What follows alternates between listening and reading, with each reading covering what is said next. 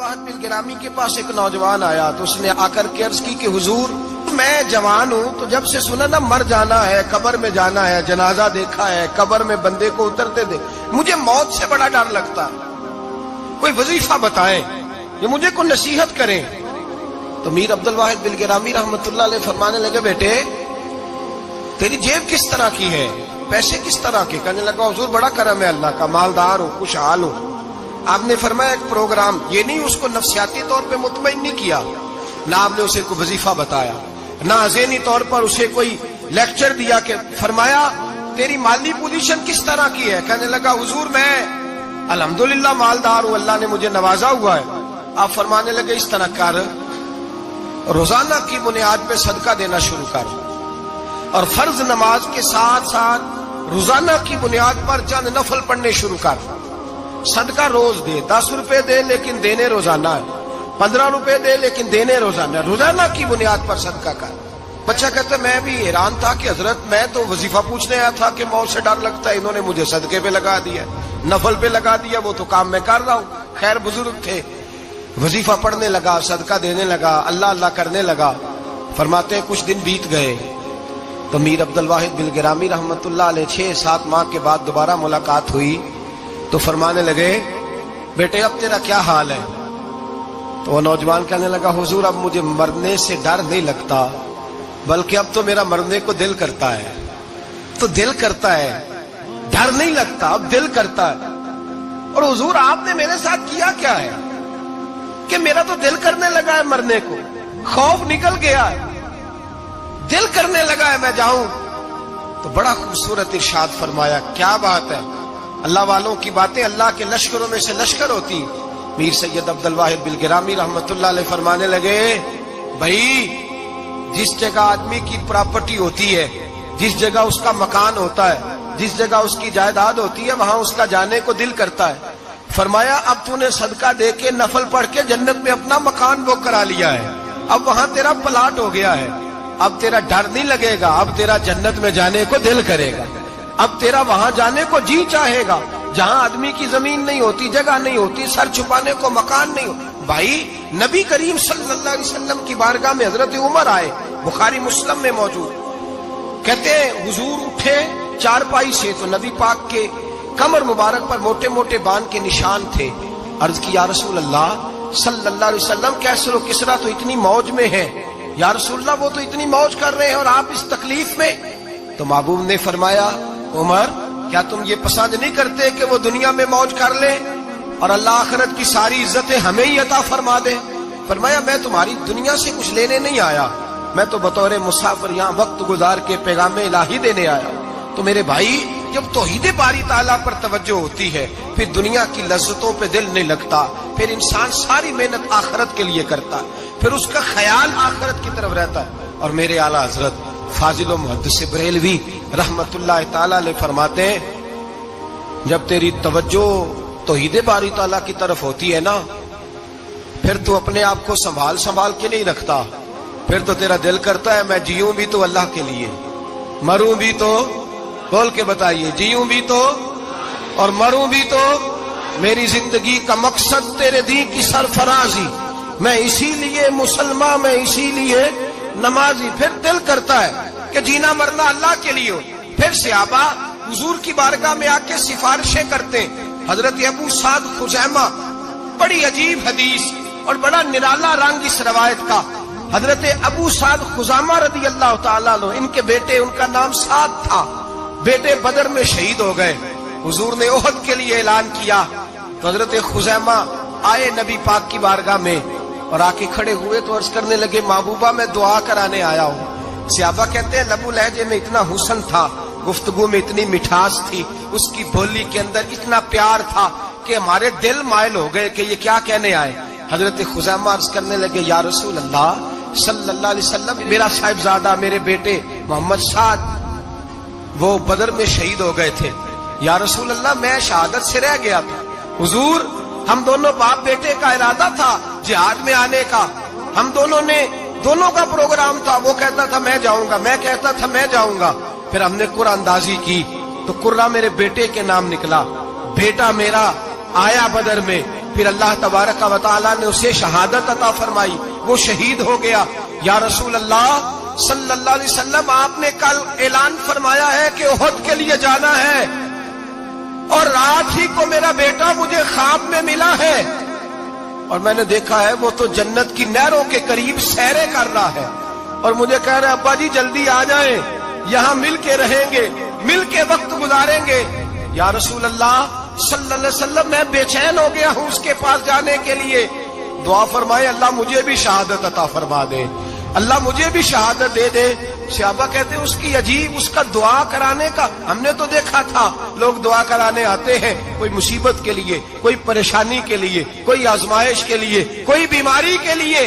یہ مصطفیٰ کریم کے صحابہ کا بارگاہ خداوندی پر اعتماد، توحید باری تعالیٰ پر نظر، کہ وہ کہتے ہیں ہم تو اللہ کے لیے جان دینے کی دعا کرانے آئے، دعا کریں اللہ ہمیں اپنے رستے میں شہادت کی موت دے۔ صحابہ کہتے ہیں نبی پاک نے دعا فرمائی، پھر ہم نے حضور کی دعا کو قبول ہوتے بھی دیکھا، ہم نے اپنی آنکھوں سے مصطفیٰ کی دعا کو قبول ہوتے دیکھا، ہم نے جناب خزیمہ کو احد کے میدان میں شہید ہوتے دیکھا۔ اور میرے رسول پاک صلی اللہ علیہ وسلم کے صحابہ ان کی طرف دیکھتے تو رشک کرتے، فخر کرتے، کہتے دیکھو یہ وہ غلام ہے جو حضور سے دعا لے کر کے دنیا سے گیا۔ آج جو لوگوں کا مرنے کو دل نہیں کرتا، آج بڑی بڑی بلڈنگیں بناتے ہیں، بڑی بڑی عمارتیں کھڑی کرتے ہیں، بڑی بڑی جائیدادیں بناتے ہیں، ہر بینک میں اکاؤنٹ کھلواتے ہیں، سرمایہ، پیسہ، دنیا داری بناتے ہیں، تعلقات بناتے ہیں، سیاسی سماجی رشتے، دنیا داری کے جھوٹ کے ناطے۔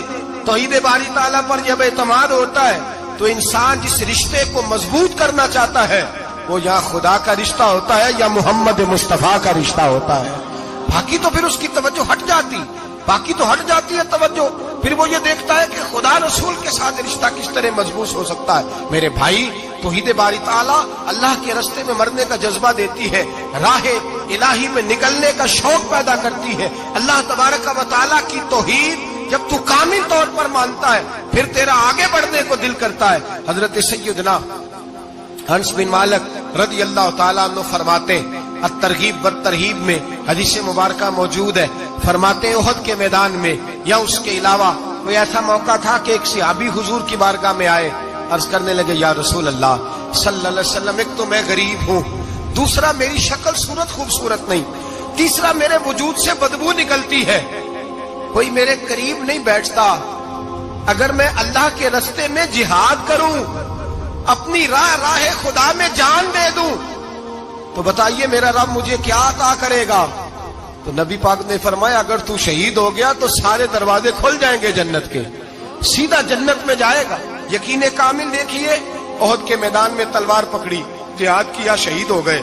صحابہ کہتے ہیں نبی پاک اس کے سرانے آ کے کھڑے ہوئے، اور کیا خوبصورت جملے ارشاد فرمایا اللہ تبارک و تعالی نے اس کی بدصورتی کو خوبصورتی میں بدل دیا ہے، اللہ نے اس کے وجود سے آنے والی بدبو کو خوشبو سے بدل دیا، اور نبی پاک علیہ السلام فرمانے لگے جنت کی حور دروازہ کھول کے اسے کہہ رہی ہے آ جا جلدی جلدی، اللہ نے تیرا نکاح میرے ساتھ فرما دیا ہے، جلدی آ جا، میں تیرے استقبال کو کھڑی۔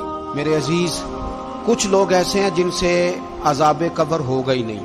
میرے رسول کریم صلی اللہ تعالی علیہ وسلم نے ارشاد فرمایا کہ جو اللہ کے راستے میں شہید ہو گیا، یہ سنن نسائی میں موجود ہے، اسے عذاب قبر نہیں ہوگا، بلکہ ایک حدیث میں تو فرمایا حساب کتاب ہی نہیں ہوگا، اللہ بغیر سوال جواب کے جنت عطا فرما دے۔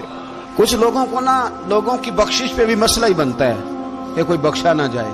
اور ایک صاحب کہہ رہے تھے جی یہ کیا معاملہ ہے کہ جمعے کو بندہ مر گیا یا فلانا ہو گیا تو اس سے حساب کتاب نہیں ہوگا، اتنے بڑے جرم لوگوں نے کی، اتنے پاپ، اور جمعے کو مر گیا تو بخشا جائے گا۔ تو میں نے کہا جرموں کا بھی اسے حساب اللہ لے لے گا، لیکن میاں حساب کتاب کی ڈیوٹی نہ اللہ کی ہے تو بہتر یہ ہے کہ اسی کے ہاتھ میں رہے، تو نہ اپنے ہاتھ میں لینے کی کوشش کر۔ سنن ترمذی کی حدیث، ہمیں پتہ نہیں کیا مصیبت ہے، ہمیں پتہ نہیں کیا مسئلہ ہے۔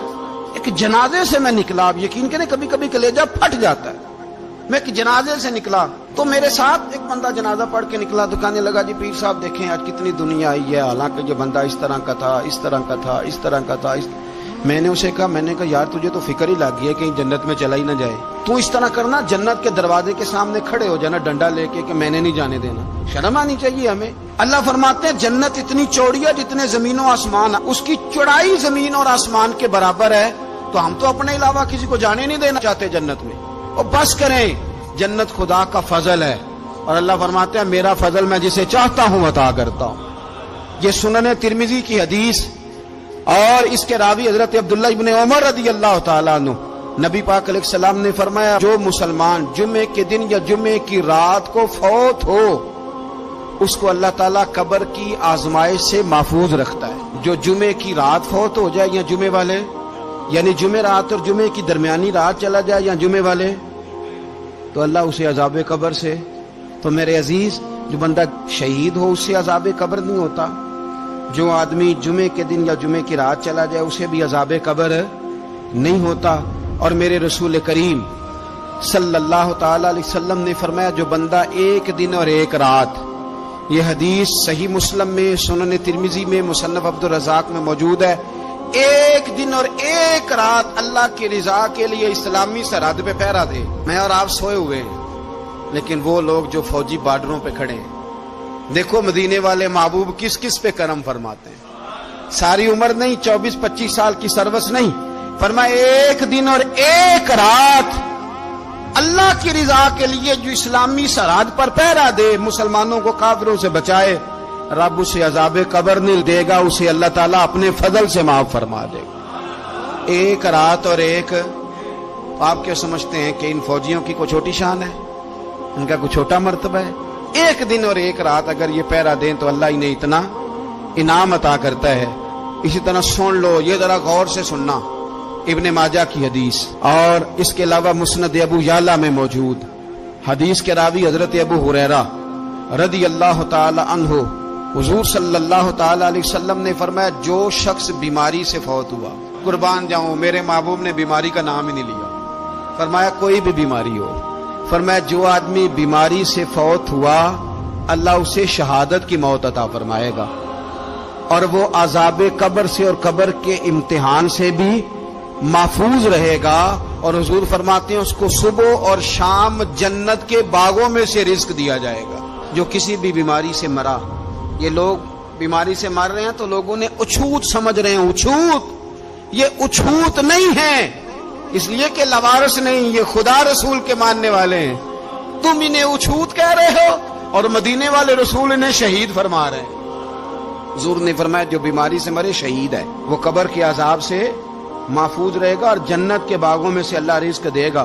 لوگ کہتے ہیں دیکھو جی بڑا تانگ ہو کے دنیا سے گیا ہے، تو اس بندے کو بھی عذاب قبر نہیں ہوتا. اسی طرح جو بندہ سورہ ملک پڑھتا ہے، سنن ترمذی میں حضرت ابن عباس سے روایت ہے کہ حضور صلی اللہ علیہ وسلم کے ایک صحابی نے ایک جگہ خیمہ لگایا تو وہاں سورہ ملک پڑھنے کی آواز آتی تھی، کوئی بندہ پڑھنے والا نظر نہیں آتا تھا.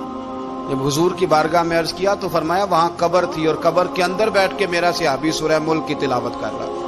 اگر ہمیں خسرہ نمبر یاد ہو جاتا ہے نا اپنی جگہ کا، اور ہمیں پتہ ہوتا ہے کہ میرے والا حصہ کتنے کروڑ کا ہے، اگر ساری کہانیاں ہمیں یاد ہوتی ہیں تو سورہ ملک بھی ہمیں یاد ہو سکتی ہے.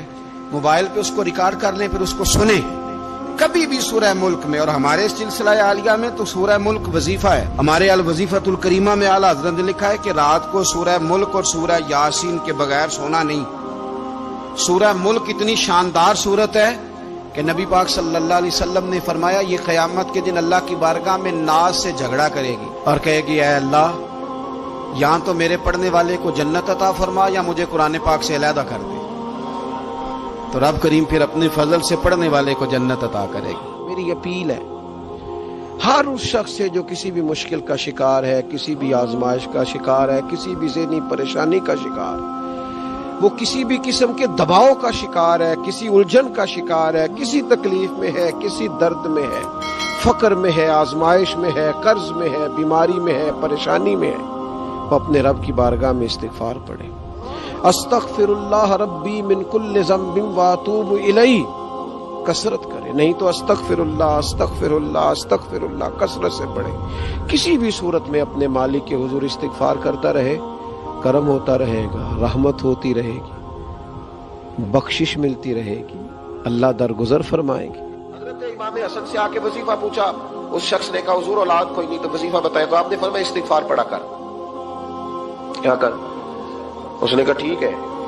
تو حضور پھر میں دوبارہ کب آؤں؟ تو امام حسن کہنے لگے بے اولاد ہے نا تو، استغفار کا وظیفہ بتایا نا؟ کہا ہاں۔ فرمانے لگے اب اس وقت آنا جب اللہ تجھے 10 بیٹے عطا کرے گا۔